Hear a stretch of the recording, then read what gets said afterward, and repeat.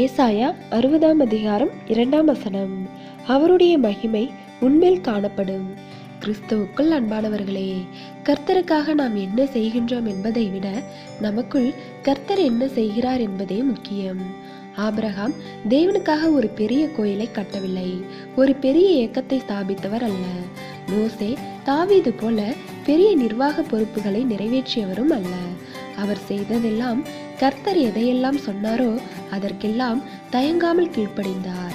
ஆபிரகாமை தேவன் தாம் விரும்பியபடியெல்லாம் வளைக்கவும் நெளிக்கவும் முடிந்தது. தேவனுக்கு பிரியமான குணாதிசயங்களான கீழ்ப்படிவு, தாழ்மை, உண்மை, அர்ப்பணிப்பு, விசுவாசம், முன்மாதிரியான வாழ்க்கை ஆகிய அம்சங்கள் தான் அவரை மிகப்பெரிய தேவ மனிதனாக்கியது. தேவன் ஆபிரகாமின் கனிகளாலும் பண்புகளாலும் உயர்ந்த மனப்பான்மைகளாலும் மகிமைப்பட்டார். அது என்றும் நினைக்கத்தக்கதாக உள்ளது. இன்று நம்மிடத்திலும் தேவனுடைய மகிமை காணப்பட வேண்டும். அதற்கு அவருக்கு பிரியமானபடி நாம் வாழ வேண்டும். தேவனுடைய கிருபையும் இரக்கமும் நம் அனைவரோடும் இருப்பதாக. ஆமேன்.